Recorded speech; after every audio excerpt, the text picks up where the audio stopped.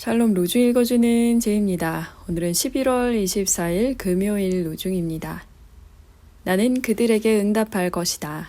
나는 그들을 내 백성이라고 부르고 그들은 나 주를 우리 하나님이라고 부를 것이다. 스가랴 13장 9절. 하나님이 그들과 함께 계실 것이요 그들은 하나님의 백성이 될 것이다. 하나님이 친히 그들과 함께 계시고 그들의 눈에서 모든 눈물을 닦아주실 것이다. 요한계시록 21장 3절 4절. 주님의 거룩한 백성들 가운데 거하는 하루 보내세요. 샬롬 하울람. 오늘 함께 읽은 가르침의 본문은 신약 성경의 맨 마지막 요한계시록입니다. 이 헤르누트 묵상집에서 요한계시록은 자주 다루어지는 본문은 아닙니다. 아주 유니크한 본문인데 오늘 함께 요한계시록 21장을 읽으면서 은혜를 나누고 또 하나님 나라를 함께 꿈꿀 수 있으면 좋겠습니다.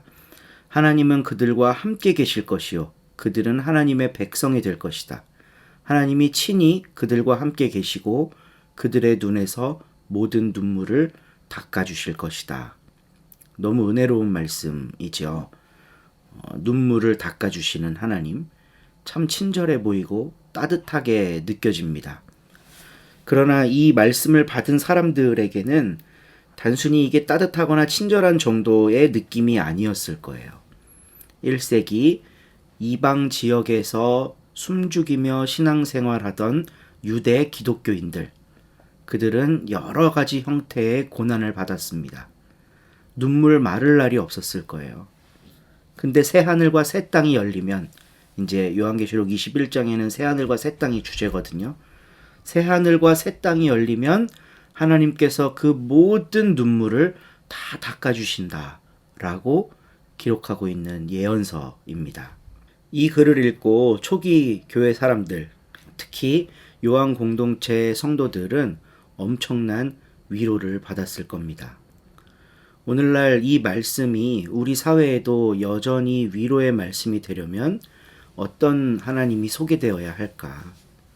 지금 우리 세상에서도 울고 있는 사람들, 그들의 눈물을 닦아주실 거라고 우리들이, 그러니까 교회가 선포해야 합니다.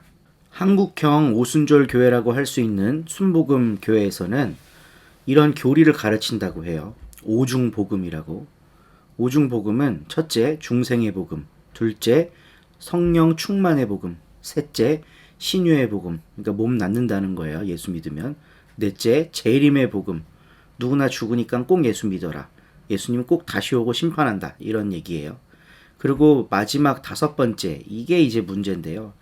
축복의 복음이라 그래서 예수를 믿으면 모든 저주와 가난에서 해방되어 축복을 받고 젖과 꿀이 흐르는 부요하고 풍요롭고 부족함이 없는 삶을 살 수 있다.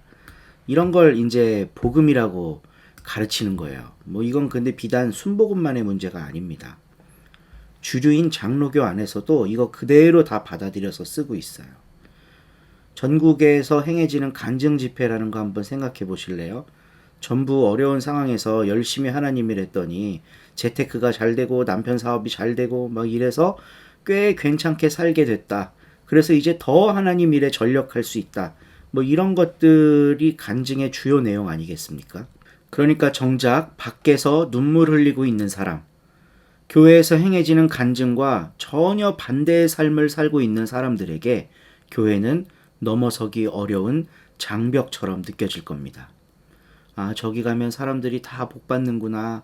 경제적으로 풍요로워지는구나. 반짝반짝 사는구나. 근데 나는 아무리 애를 써도 그렇게 안 되는데. 밖에서 울고 있는 사람들을 향해 손 내밀지 못하는 오늘날 우리들의 교회 공동체를 성찰해 봅니다. 요한계시록이 울고 있었던 요한 공동체를 어떻게 위로했을지 말씀을 묵상하며 풍성하게 생각해 보시고, 또 오늘날 우리들은, 우리 교회는 어떻게 누군가를 위해 손을 내밀 수 있을지 같이 고민하며 기도하는 하루가 되기를 바라봅니다. 한 주간도 고생하셨습니다. 주일날 뵐게요.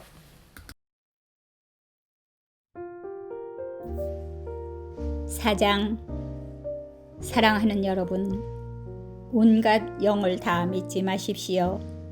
그 영들이 하나님에게서 난 것인지를 검증해 보십시오.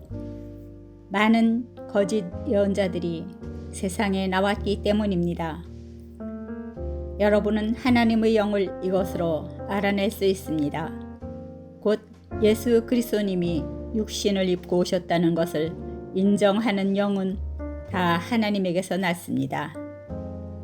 예수님을 인정하지 않는 온갖 영은 다 하나님에게서 난 것이 아닙니다. 이것은 그리스도님을 대적하는 자의 영입니다. 그 영이 온다는 것을 여러분이 전에 들었는데 이제 그것이 벌써 세상에 와 있습니다. 자녀 여러분, 여러분은 하나님에게서 난 사람들이며 또 여러분이 거짓 예언자들을 이겨냈습니다. 여러분 안에 계신 분이 세상에 있는 자보다 크시기 때문입니다. 그들은 세상에서 났습니다. 그렇기 때문에 그들은 세상에 속한 것을 말하고 세상은 그들의 말을 듣습니다. 그러나 우리는 하나님에게서 났습니다. 하나님을 아는 사람은 우리 말을 듣습니다. 하나님에게서 나지 않은 사람은 우리 말을 듣지 않습니다. 이것으로부터 우리는 진리의 영과 속여 헤매게 하는 영을 알아냅니다. 사랑하는 여러분, 우리는 서로 사랑합시다. 사랑은 하나님에게서 나는 것이기 때문입니다. 사랑하는 사람은 다 하나님에게서 태어났고 하나님을 알고 있습니다. 사랑하지 않는 사람은 하나님을 알지 못합니다. 하나님은 사랑이시기 때문입니다. 하나님의 사랑이 우리 가운데 이렇게 드러났습니다. 곧 하나님이 하나님의 하나뿐인 아들을 세상으로 보내셔서 우리가 그 아들을 통해서 살게 해 주셨습니다. 사랑은 이 사실에 있습니다. 곧 우리가 하나님을 사랑한 것이 아니라 하나님이 우리를 사랑하셔서 하나님의 아들을 보내어 우리 죄를 없애주는 희생제물로 삼으셨다는 데 있습니다. 사랑하는 여러분, 하나님이 이토록 우리를 사랑하셨다면 우리도 역시 서로 사랑해야 마땅합니다. 아무도 여태껏 하나님을 뵙지 못했습니다. 우리가 서로 사랑하면 하나님이 우리 안에 머물러 계시며 하나님의 사랑이 우리 안에서 완전히 이루어진 것입니다. 이것으로 우리가 하나님 안에 머물러 있고 또 하나님이 친히 우리 안에 머물러 계시다는 것을 압니다. 곧 하나님이 하나님의 영을 우리에게 나누어 주셨다는 것으로 말입니다. 우리는 아버지께서 그 아들을 세상의 구원자로 보내셨다는 것을 자세히 보았고 이제 증언합니다. 예수님이 하나님의 아들이신 것을 인정하는 사람은 누구든지 하나님이 그 사람 안에 머물러 계시며 그 사람도 하나님 안에 머물러 있습니다. 그런데 우리는 하나님이 우리에게 품으시는 그 사랑을 알았으며 또 믿어왔습니다. 하나님은 사랑이십니다. 그 사랑 안에 머물러 있는 사람은 하나님 안에 머물러 있으며 하나님도 그 사람 안에 머물러 계십니다. 이것으로 그 사랑이 우리에게서 완전히 이루어졌습니다. 그리하여 우리가 심판날에 담대함을 가지게 되도록 말입니다. 그리스도님이 그러하신 것처럼 우리 자신들도 세상에서 그러하기 때문입니다. 두려움 따위는 사랑 안에 없습니다. 오히려 완전한 사랑은 그 두려움을 밖으로 쫓아버립니다. 그 두려움은 벌 받는 일과 맞물려 있기 때문입니다. 두려워하는 사람은 사랑 안에서 완성되지 않았습니다. 우리는 사랑합니다. 그분 자신이 먼저 우리를 사랑하셨기 때문입니다. 누군가 나는 하나님을 사랑합니다 하고 말하면서 자기 형제 자매를 미워한다면 그는 거짓말쟁이입니다. 자기가 보아온 자기 형제 자매를 사랑하지 않는 사람은 본 적이 없는 하나님을 사랑할 수 없으니까요. 이 계명은 우리가 하나님께 받아 가지고 있는 것입니다. 곧 하나님을 사랑하는 사람은 자기 형제 자매도 사랑해야 한다는 것입니다. 아멘.